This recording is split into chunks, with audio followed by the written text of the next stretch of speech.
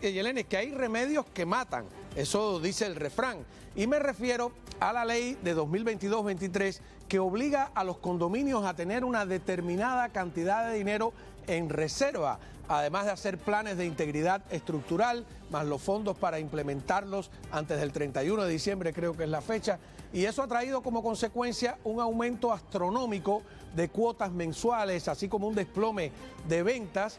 En algunos lugares se reporta condominios en los que hay que pagarle más a la asociación que lo que cuesta el apartamento. Así que en muchos aspectos se podría decir que el remedio ha sido peor que la enfermedad. Hoy hablaremos con José Oliva, quien fuera presidente de la Cámara Estatal y a quien muchos consideran arquitecto del éxito del gobernador Ron DeSantis, así como de la vicegobernadora Janet Núñez, ahora rectora, como ustedes saben, interina de la Universidad Internacional de la Florida, de FIU. José Oliva es actualmente miembro de la Junta de Gobernadores que administra precisamente las universidades. Es también un exitoso empresario como presidente de Oliva Cigars y de la marca de productos El Sembrador. Así que seguro que va a ser una conversación, yo diría que muy instructiva. Así que también buenas noches, bienvenidos a Fondo.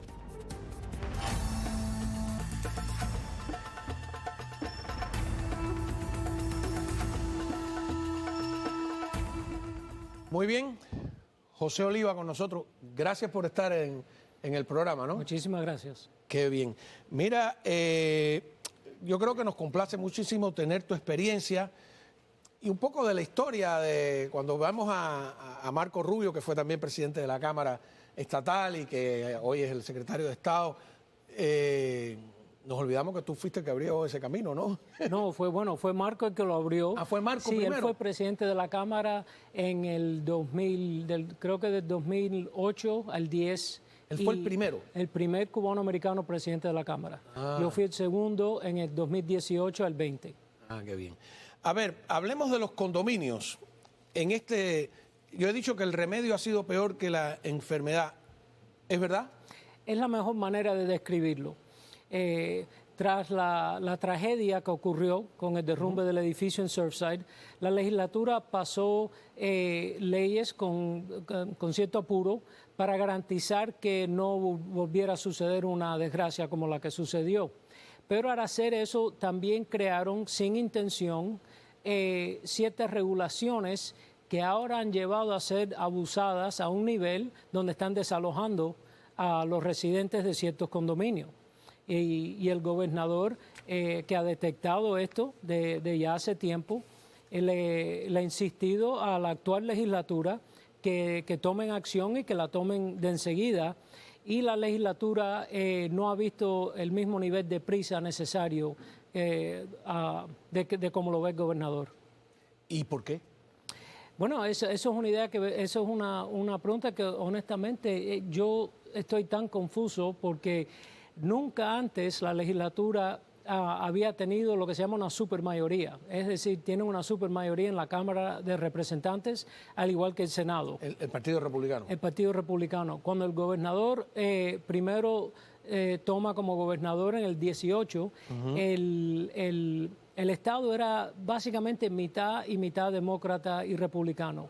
Tras 6 años de liderazgo de este gobernador y tras él haber navegado este Estado durante el tiempo de la pandemia y llevarlo al éxito que es hoy, los votantes han premiado la legislatura con una supermayoría republicana. ¿Es que un 70, 80%? ¿Cuánto hay? Bueno, está de 120 en la Cámara, hay 86 que son republicanos. Muchísimo. Entonces, ya con una supermayoría le da un poder tremendo a la Cámara y al Senado. Y lamentablemente hasta ahora esa supermayoría verdaderamente no se ha usado para resolver estos problemas de inmediato. Incluso aparenta ser hasta casi como un obstáculo en lo que ha ido de la sesión legislativa.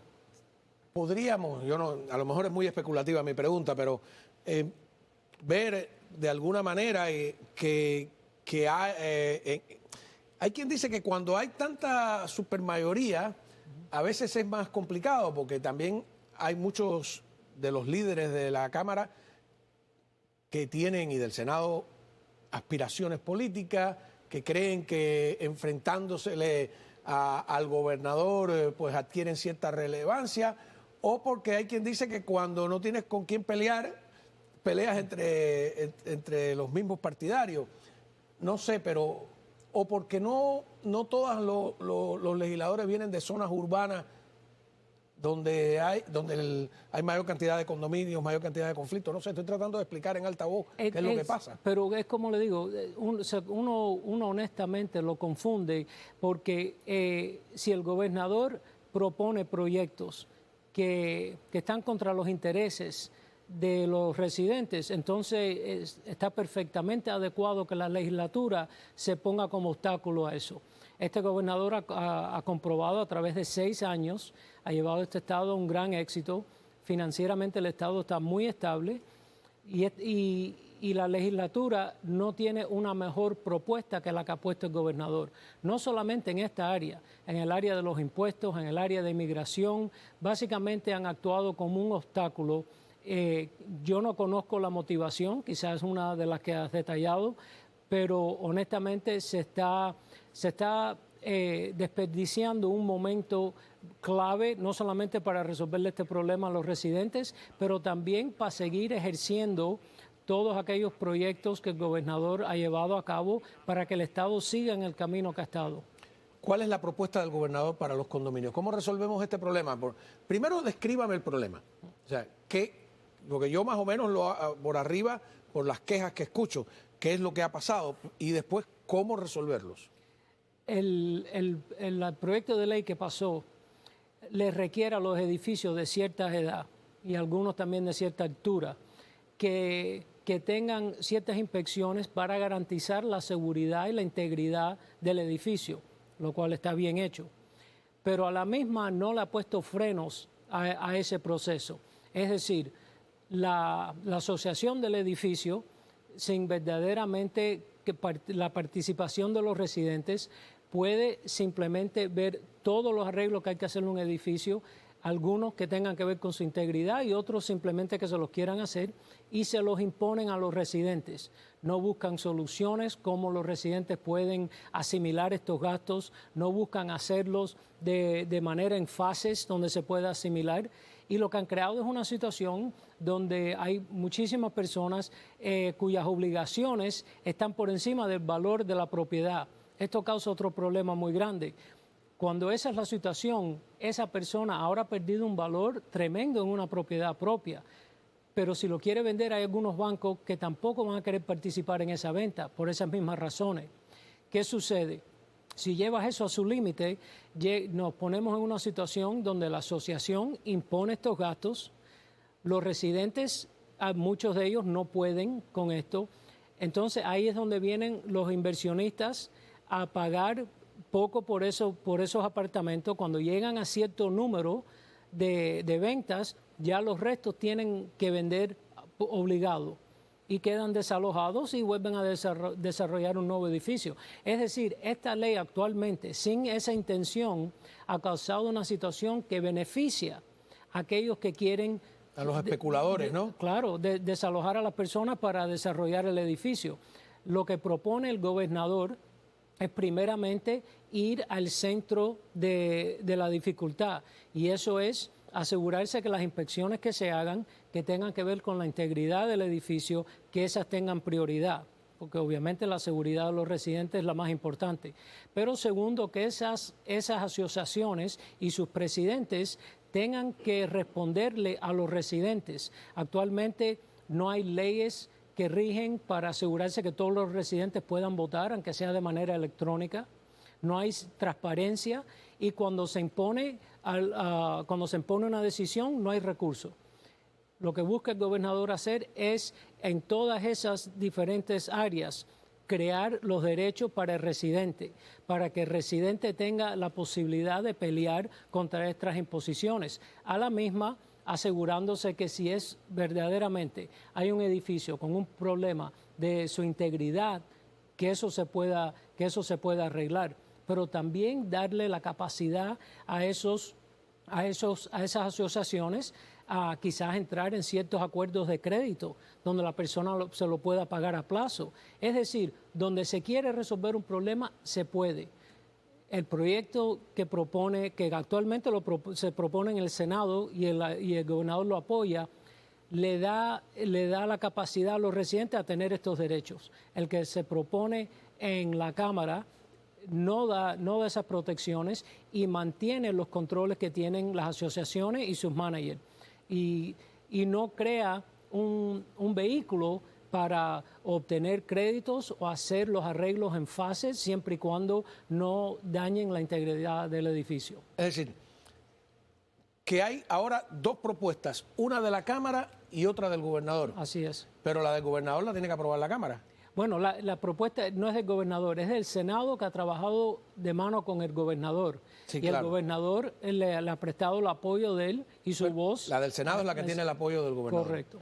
Ok, vamos a una pausa y cuando regresemos, a mí me ha dejado asombrado, yo no sabía, vamos a ir por puntos para desgranarlo, que podían convertirse en una estrategia para adueñarse a precios menores o baratos de todo un edificio, echarlo abajo para construir otro. Eso es tremendo. Estamos hablando con José Oliva, fue presidente de la Cámara de Representantes de la Florida y sigue siendo una persona clave en la política estatal. Ya volvemos. Continuamos hablando con José Oliva, expresidente de la Cámara de Representantes del Estado de la Florida, y hablábamos de los condominios y de la situación que se ha creado a partir de lo que pasó en Surfside, ¿no? Uh-huh. Número uno, que exige un fondo. Número dos, que antes las inspecciones yo creo que era la de los 40 años, ahora se redujo el tiempo y está provocando que mucha gente no puede sostener la cantidad de assessment que le colocan. Usted me dice que hay algunos de $100,000. ¿En qué tiempo tienen que...? A veces 30 días, y de no hacerlo en 30 días, la asociación tiene el poder de ponerle un lien a la propiedad. Es decir... ¿Se saca de tu apartamento? Es posible, claro, después de cierto tiempo. El problema de los condominios es que las asociaciones tienen que tener cierta autoridad, ¿no?, para mantener ese condominio. Pero cuando esas no están bien balanceadas con los derechos de los residentes, fácilmente se crece esa autoridad y uno sabe qué es lo que sucede cuando hay demasiada autoridad, ¿no? Se crea cierto despotismo a veces. Entonces, en vez de residentes tener los recursos necesarios de derechos para poder traer una solución al tema, simplemente se tienen que atener a lo que decide esa junta.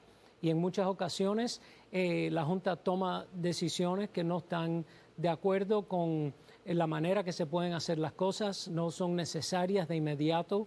Y de nuevo, crea la situación en la cual hablamos, que las personas pierden el valor de su propiedad y a veces tienen que vender esa propiedad a una pérdida e ir a buscar otro lugar a donde vivir. Y en las peores ocasiones, cuando muchos de los residentes de ese condominio deciden venderle a un especulador, tienen que ellos entrar en esa venta también a la fuerza. Claro. Entonces, los 3 puntos fundamentales de la solución que propone el gobernador, ¿cuáles serían? Primeramente, crear los derechos del residente.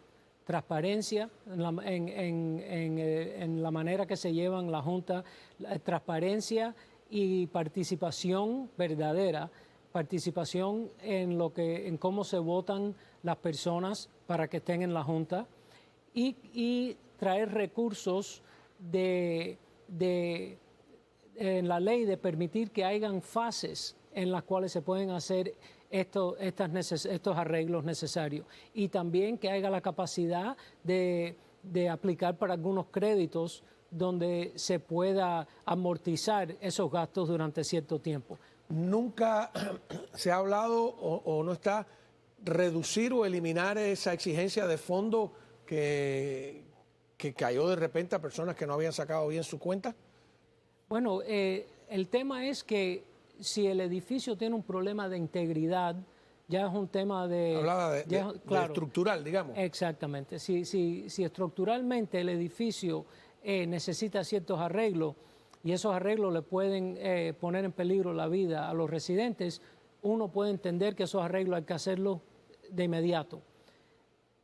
La ley lo que busca hacer es asegurarse que esos arreglos no se junten con todos los otros arreglos que se pueden hacer a plazo y de una manera que se puedan asimilar por los residentes. Y para que no se use como una presión intencional para sacar a la gente O para abusar de residentes que simplemente no tienen recursos. Claro, claro.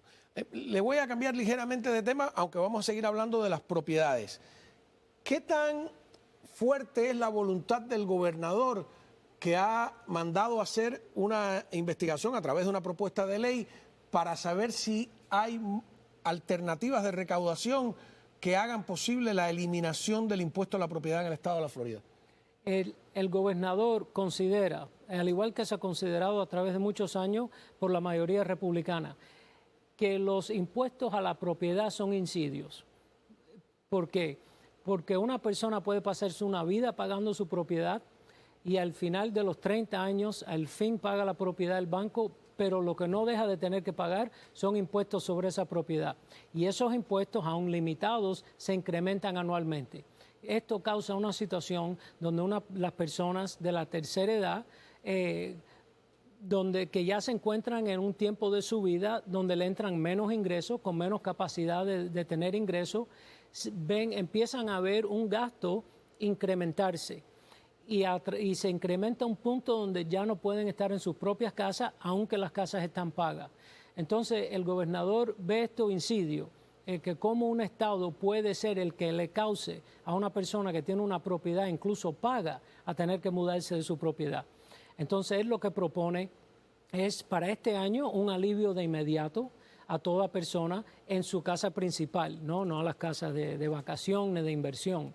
Las personas en su hogar, darle un alivio de inmediato mientras que él pueda trabajar con la legislatura, porque cualquier cambio que se hiciera a los impuestos residenciales de propiedad se tuviera que llevar a boleta. Entonces, ¿y necesita 60%? Así es. Porque hay que cambiar la Constitución. Hay que cambiar la Constitución. Y eso, y es complejo, ¿no? Porque la mayor fuente de ingresos para los gobiernos locales, las municipalidades, es... Y condales. Correcto, es el impuesto sobre la propiedad.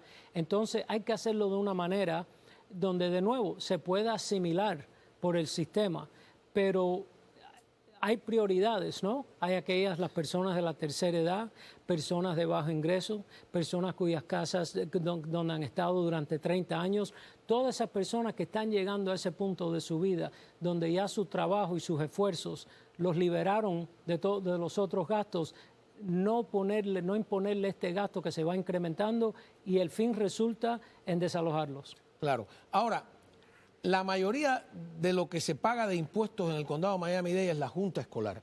Es el mayor gasto. ¿La Junta Escolar sí está gobernada desde el Estado o además o sea, la Junta Escolar no, el sistema escolar? Sí, el sistema escolar se maneja a nivel estatal, pero como bien sabes, hay distritos en todos los condados. ¿Quién determinaría una... A ver, porque vamos a poner un ejemplo, no de eliminación completa, que a lo mejor es complicado, como usted explica, pero hay personas mayores que ya ni sus nietos van a la escuela y que siguen pagando la misma cantidad para la Junta Escolar en nombre de la educación, que todos estamos de acuerdo con que es una gran causa, pero quizás aliviarle a esa persona que ya no tiene ni un nieto en la primaria o en la secundaria, que siga pagando la Junta Escolar, además la misma cantidad que alguien que tiene 20 o 30 años y 4 hijos, ¿no? Sí. Y luego está el tema de que, por ejemplo, en mi caso, digo yo, ¿por qué tengo que seguir pagando la Junta Escolar primaria y secundaria y no puedo usar ese dinero para pagar la universidad de mis hijos? Usted me puede dar todo el discurso, pero yo veo aquí nuestra Junta Escolar. Un día, hace años, yo miré las sillas donde costaban $5,000, $2,000. Digo, bueno, no tengo por qué pagar eso. Los salarios de $300,000 de jefe de una Junta Escolar, los beneficios, etcétera. La Junta Escolar nos da duro en los impuestos a la propiedad, ¿eh? Todos los sistemas de gobierno despilfarran dinero. En un estado como la Florida, donde tenemos la misma cantidad de residentes que el estado de Nueva York y funcionamos con la mitad del presupuesto. Hay ciertas eficiencias que se han llevado a cabo por causa de una legislatura conservadora, pero a nivel de municipio y de condado, no cabe duda que no existe ninguna organización gubernamental que no se puede beneficiar de eficiencias. Por eso el gobernador ha hecho la organización nueva que ha hecho, que es de buscar eficiencias en las instituciones del gobierno. Y en eso nos estamos enfocando. Yo estoy trabajando directamente en lo que son las universidades estatales, pero también tiene un equipo que se dedica totalmente al nivel de gobierno local. Claro. No, yo vi hace poco una discusión en un programa de televisión de Los Ángeles y estaban hablando, alguien decía, hay que eliminar el impuesto a la propiedad en el estado de Los Ángeles. O sea, en Los Ángeles tú pagas impuesto a la propiedad del municipio, del condado y del estado. Nosotros aquí en la Florida no pagamos, no tenemos. El estado no nos cobra impuesto a la propiedad. Y entonces fue muy simpático porque, ¿y de qué va a vivir el estado de California? Y entonces alguien dijo, de lo que vive el estado de la Florida, que no tiene impuesto a la propiedad. Bueno, no tiene impuesto al ingreso. La propiedad en la Florida tienen impuestos. Pero los impone el condado y los impone. Yo no pago un impuesto estatal de la propiedad. Correcto. Lo impone el condado y lo impone la ciudad. Así es. Lo que no tenemos tampoco es un impuesto estatal de ingreso, que muchos estados... El income tax. Sí, el income tax. Que muchos Trump estados quiere eliminarlo. Sí, Trump quiere eliminar la deducción que se aprovechan las personas. Que hasta 1913 estaba prohibido por la Constitución. Exactamente. Qué interesante la conversación. Así bueno, es. Le invito a que regrese por acá. Muchísimas y nos gracias. Siempre al tanto y hablamos de lo que está haciendo usted ahora en las universidades, que es un aspecto importante. Bueno, las universidades verdaderamente lo que estamos buscando es, y se ha visto, ¿no?, es eliminar las disrupciones que han habido a nivel nacional, ¿no?, donde un pequeño grupo de estudiantes se acapara de la universidad y le causa una disrupción entera a la universidad. Como bien han visto, en la Florida eso no se da. Tenemos el sistema universitario número 1, público, número 1 en la nación. Y parte de eso ha sido el liderazgo del gobernador, que se ha interesado a nivel profundo de cómo se manejan esas instituciones y asegurando que lleven a cabo a lo que necesita el contribuyente, que es una educación para sus hijos y no indoctrinar a la población joven. Bueno, pues muchísimas gracias. Hemos escuchado a José Oliva, que fue expresidente de la Cámara de Representantes de la Florida. Muchos consideran arquitecto de gran parte de los éxitos del gobernador y de la vicegobernadora también, que hoy está en FIU y que, bueno, está trabajando pues en esta comisión sobre nuestras universidades. Muchísimas gracias de verdad por estar aquí con nosotros. Estoy seguro que las personas que en sus condominios están ahora mismo en problemas le agradecen su presencia.